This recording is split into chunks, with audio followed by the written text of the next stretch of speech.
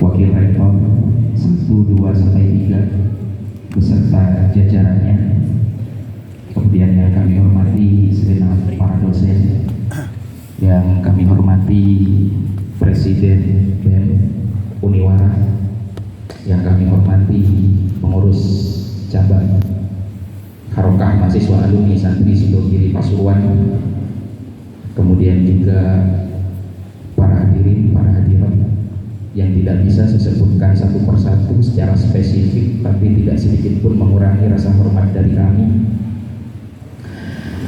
Langsung saja, saya cuma dikasih waktu 30 menit oleh moderator, tapi seandainya nanti offset nggak apa-apa.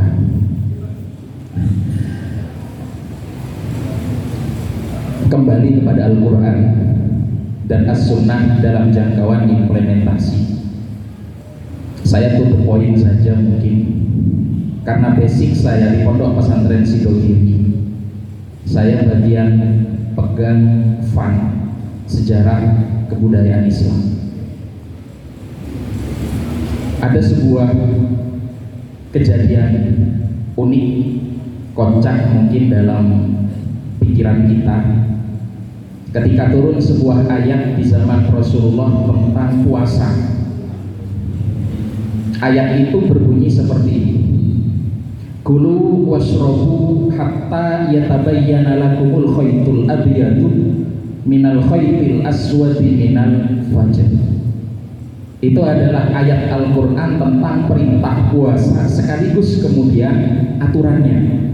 Silahkan makan, kata firman Allah dalam Al-Quran, silahkan minum sampai tampak kepada kalian tali yang berwarna putih minal khaytil abyadi minal khaytil aswadi minal fajr, dari tali yang berwarna hitam dari fajar.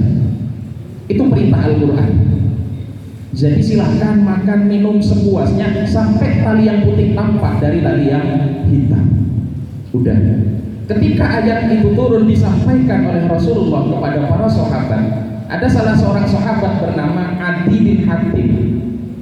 Adi bin Hatim pengen ngelaksanain puasa ketika itu, terus mau mempraktekkan hadis tersebut, bukan hadis, ayat Al-Quran tersebut.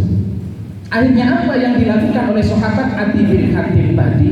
Beliau menyiapkan tampar, satu berwarna putih, satu berwarna hitam, terus ditaruh di bawah bantal. Ini nanti yang keluar yang mana ya?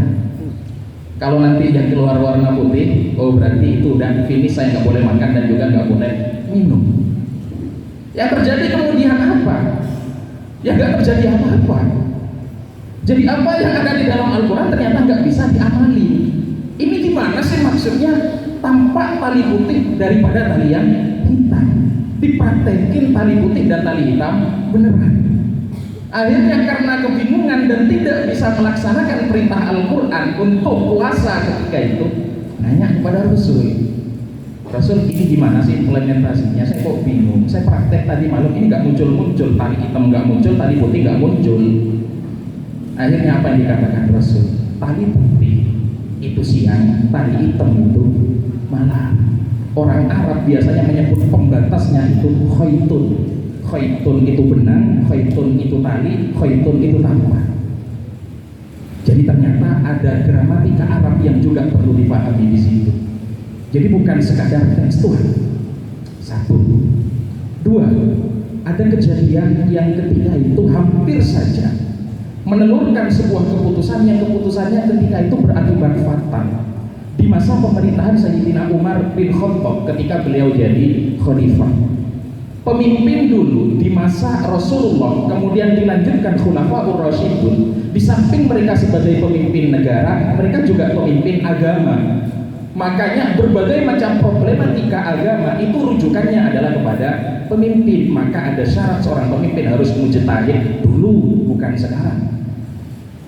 Lah suatu ketika ada sebuah kejadian ini bikin Sayyidina Umar pusing. Kenapa?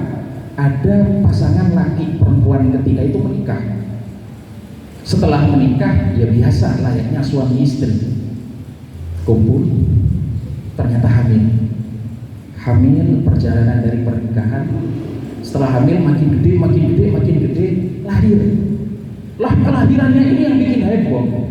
Kenapa kelahirannya ketika itu bikin heboh? Langsung viral, trending topik ketika itu. Kenapa viral dan trending topik? Ini mulai dari nikah sampai lahir cuma 6 bulan. Heboh banget dulu. Kalau sekarang 2 bulan banyak. Baru nikah 2 bulan brojol ternyata. Udah bukan seudon, udah mungkin akad dulu sebelumnya. Ini di zaman Sayyidina Umar nikah kemudian punya anak 6 bulan dari pernikahan. Ini Sayyidina Umar pusing. Lah ini apa-apaan? Lah ketika itu kemudian Sayyidina Umar bingung menyikapi karena beliau harus memutuskan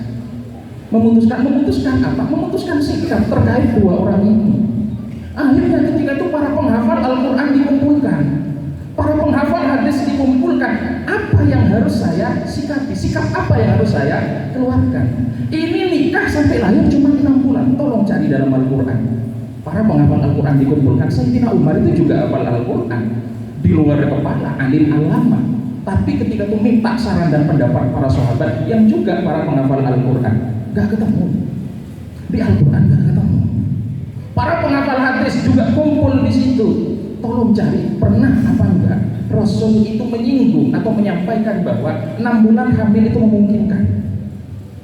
Ternyata enggak ketemu. Padahal ketika itu para penggawa hadis kumpul di situ, para kolektor hadis yang luar biasa kumpul di situ. Tapi ternyata enggak ketemu. Enggak ada sih keterangan 6 bulan hamil itu enggak pernah ada keterangan. Di Al-Quran tidak ada, di hadis juga tidak ada ketika itu. Akhirnya karena di Al-Quran nggak ketemu, di hadis nggak ketemu, maka tahapan-tahapan ijtihad perlu dilakukan.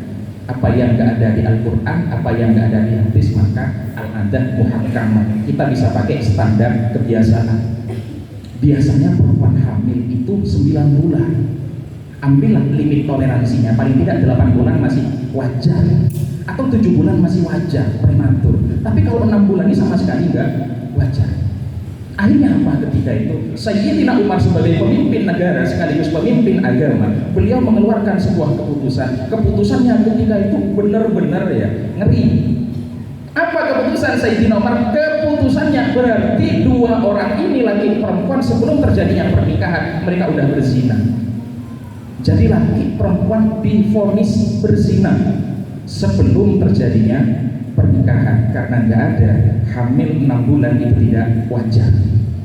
Itu keputusan Sayyidina Umar. Keputusan pemimpin mengikat dan harus dilaksanakan, tinggal nunggu eksekusi. Jadi pasangan tadi harus dieksekusi menurut hukum Islam. Tinggal eksekusi saja. Untung ada Sayyidina Ali ketika itu. Sayyidina Ali datang, oh jangan diterusin kata Sayyidina Ali, keputusanmu itu salah. Keputusan Sayyidina Umar itu salah, dikoreksi oleh Sayyidina Ali. Al-Quran itu loh memberikan legitimasi bahwa hamil 6 bulan itu mungkin. Kaget.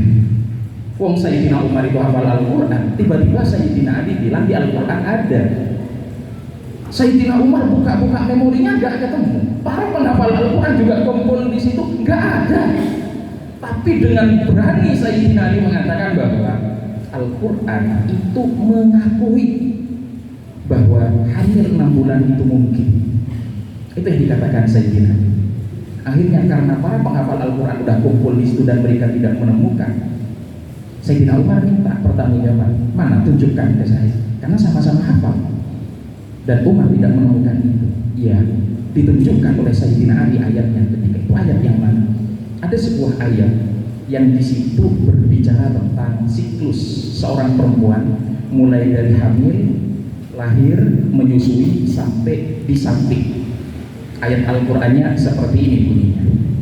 Wa hamluhu wa fisaluhu 30 syahr. Seorang perempuan itu hamil, lahir, kemudian menyusui sampai disamping.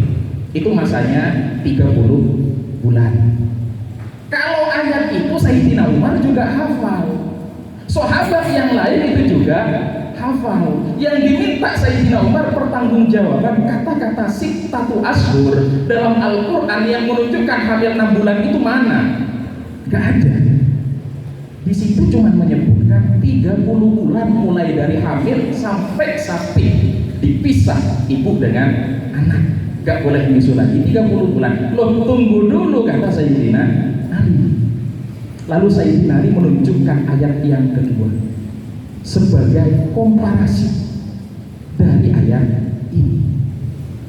Ayat apa yang ditunjukkan oleh Sayyidina Ali ketika itu? Sayyidina Ali menunjukkan sebuah ayat.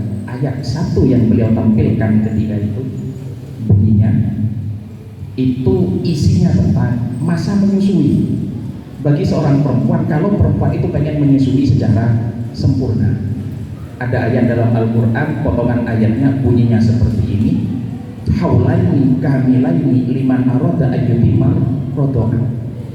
Jadi perempuan-perempuan itu kalau pengen menyempurnakan susuannya, durasi waktu yang ada dalam Al-Quran itu adalah 2 tahun sempurna. Itu susuan yang sempurna. ASI diberikan kepada bayi 2 tahun sempurna. Kita konversi ke dalam bentuk bulan, 2 tahun itu berapa bulan? 24 bulan. Komparasikan dua ayat ini, kata Sayyidina Ali. Ayat pertama membicarakan masa hamil menyusui sampai 30 bulan. Ayat yang kedua berbicara konteksnya itu tentang menyusui saja. Ternyata menyusui dalam Al-Quran itu adalah 24 bulan. Ketika digabung 30 dikurangi 24, sisanya 6 bulan, itulah masa hamil.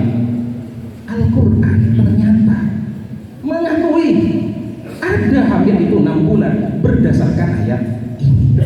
Berdasarkan ayat ini. Padahal Sayyidina Umar hafal Al-Quran dan berjibun sahabat juga hafal Al-Quran, tapi Sayyidina yang berhasil menemukan kesimpulan ini, dan ini kemudian menjadi standar fikih sampai saat ini, bahwa aqallul hamil, masa hamil paling singkat minimal hamil itu adalah 6 bulan. Kalau nggak sampai 6 bulan, nah ini sangat gak wajar banget. Artinya ini udah nggak bisa diintisab atau nasabnya nggak sambung. Kaget Sayyidina Umar ketika itu. Laula Ali lahalaka Umar, kata beliau. Andai nggak ada Ali, celaka Umar. Andai nggak ada Ali, celaka Umar. Ini sebuah kerangka berpikir yang sahabat ketika itu tidak bisa menjangkau, tapi bisa dijangkau oleh Sayyidina Ali. Udah, ini sebagai pengantar saja, sebagai pengantar, tapi bukan untuk mengkerdilkan pikiran kita. Saya buka kemudian dengan kitab suci Al-Quran. Jadi kita runut, biar tahapan-tahapannya nanti runut ya. Waktu saya minta tambahan nanti extra time ya, kalau enggak untuk. Udah.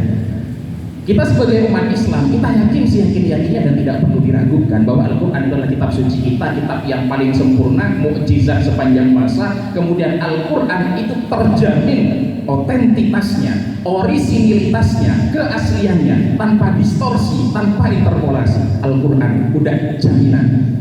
Dan Al-Quran itu kitab yang sombong banget, ya bangga. Al-Quran itu kitab yang sombong, songong, arogan. Kok berani bilang kayak gitu? Padahal orang pesantren, biarin aja. Al-Quran kitab yang sombong dan arogan. Kenapa saya katakan Al-Quran kitab sombong, songong dan juga arogan? Coba perhatikan di pembukanya saja, ya kan? Al-Fatihah, sudah kita tidak bahas Al-Fatihah. Surat Al-Baqarah, surat yang kedua, Alif Lam Mim. Kita tidak tahu maknanya, itu ayat mutasyabihat, istilahnya Allah yang tahu artinya. Di pembuka langsung bilang kayak gini. Allah berfirman, "Dzalikal kitabul la raiba fihi hudal lil muttaqin." Itu yang dikatakan oleh Al-Qur'an. Dzalika itu secara gramatika Arab itu menunjukkan jauh, tapi ini Al-Qur'an untuk menunjukkan keagungan Al-Qur'an pakai dzalika. Kata Al-Qur'an, kitab ini adalah kitab yang tidak ada keraguan sedikit pun. Hudan, petunjuk bagi orang-orang yang bertakwa. Itu Al-Quran bilang kayak segitu sendiri. Ini kitab yang gak ada keraguan sedikit pun di dalamnya, petunjuk bagi yang bertakwa. Sombong apa enggak? Sombong banget. Sejauh saya baca literasi model apapun, ini ada 2 buku terbitan sebelum ini. Ini juga buku, diantaranya saya menulis trilogi Ahlussunnah wal Jamaah. Atau Anda lihat karya penulis paling hebat sekalipun, Anda lihat karya ulama berjilid-jilid. Coba lihat pengantarnya. Apa yang mereka katakan? Karya ini jauh dari sempurna, masih banyak kekurangan, dan mungkin akan disempurnakan oleh generasi selanjutnya. Karya terhebat sekalipun mengakui kalau karyanya tidak sempurna. Al-Quran ujung-ujung baru muncul di surat yang kedua, bilang kemudian kitab ini kitab yang gak ada keraguan sedikit pun di dalamnya dan petunjuk bagi orang yang bertakwa. Gak cukup sampai di situ kesombongannya, gak cukup di situ, masih nantangin siapa? Nantangin mereka yang gak percaya. Wa in kuntum fi raibin mimma nazzalna ala abdina fa'tu bi suratin min mithli. Gini dia, kalau kalian gak percaya nih ya, kalau kalian gak percaya kalau kitab ini gak ada keraguan sedikit pun, fa'tu bi suratin min mithli, silahkan bikin Al-Quran tandingan. Silahkan bikin Al-Quran tandingan. Gak usah Al-Quran deh, kebanyakan terlalu tebel kalau 30 juz. Cukup bikin satu surat saja, satu surat terpendek dari Al-Quran, 3 ayat. Kesombongannya makin menjadi-jadi, malah tambah tantangannya ketika itu arogansi Al-Quran. Wad'u syuhada'akum in kuntum shadiqin. Gak usah head to head deh, gak usah satu lawan satu deh. Wad'u, undang semua syuhada'akum, mitra-mitra kalian, aliansi kalian, koalisi kalian, teman-teman kalian, pendukung-pendukung kalian, undang semua, main keroyokan, silahkan halakoh, silahkan seminar, silahkan kaji, bikin surat tandingan dari Al-Quran. Kalau memang kalian ragu akan otentitas Al-Quran, akan orisinilitas Al-Quran, sampai kayak gitu katanya Al-Quran, sampai kayak gitu. Sombong banget kan berarti Al-Quran tersebut. Dan Allah kemudian ngasih jaminan, ya karena memang bukan karya manusia, bukan karya penulis terbaik, tidak, itu wahyu dari Allah. Dan kemudian Allah berfirman sebagai bentuk tambahan jaminan akan otentitas dan orisinilitas Al-Quran. Allah kemudian berfirman seperti ini, "Lau kana min indi ghairillahi lawajadu fi ikhtilafan katsir." Andai kalian ragu terhadap otentitas Al-Quran, andai kalian ragu, kalau kalian ragu Al-Quran ini tidak diturunkan, tidak diwahyukan oleh Allah, maka pasti kalian di dalam Al-Quran akan menemukan banyak sekali kontradiktif, akan menemukan banyak sekali paradoks, akan menemukan banyak sekali kontraproduktif dengan apapun. Satu ayat dengan ayat yang lain, satu surat dengan surat yang lain, isi Al-Quran dengan fakta, isi Al-Quran dengan kondisi sosial, isi Al-Quran dengan hal-hal lain di sekitar kita, pasti akan terjadi paradoks, kontradiktif dan lain sebagainya. Tapi nyatanya tidak ada, sama sekali tidak ada. Dan ternyata tantangan Al-Quran sampai sekarang itu belum terjawab. Mulai dari diturunkan 1400 tahun yang lalu, gak ada nih yang bisa bikin Al-Quran tandingan. Masa? Banyak sebenarnya banyak. Rasulullah wafat, Al-Quran tandingan sudah ada ketika itu. Musailamah Al-Kadzdzab yang bikin, dan kocak surat-surat yang dia dapatkan dari Tuhan. Katanya Musailamah Al-Kadzdzab mengaku sebagai nabi palsu dan dia dapat wahyu dari Tuhan yang sama seperti Tuhannya Muhammad, tapi ternyata sama sekali gak menarik, kemudian gak ada daya tariknya sama sekali, kemudian tidak ada ijaznya, kemudian ini dan itu, pokok dari segala aspek yang gak bisa dibandingkan dengan Al-Quran. Ada surat yang lucu dari surat Musailamah Al-Kadzdzab. Dia selalu kemudian pengen mengidentikan surat-surat yang dia bikin dengan surat-surat dalam Al-Quran, diantaranya pakai nama-nama hewan. Surat yang pernah dibuat oleh Musailamah Al-Kadzdzab, ada surat namanya Al-Fil, ada surat namanya Difda. Al-Fil itu artinya gajah, Difda itu artinya katak. Surat Al-Fil yang pernah saya baca, ya nggak ingat total. Al-fil mal-fil wa ma'adraka mal-fil huwal hayawanul kabir lahu khurtumun tawil, dan seterusnya, wil semua. Itu kan kalau kita terjemah al-fil mal-fil, gajah, tahukah kamu gajah itu apa? Gajah itu binatang yang besar, matanya sipit, telinganya lebar, hidungnya panjang, dan seterusnya ya, dan seterusnya. Itu surat yang katanya didapatkan dari Tuhan, kemudian didapatkan oleh Musailamah Al-Kadzdzab. Itu kan nyanyian anak TK kalau sekarang.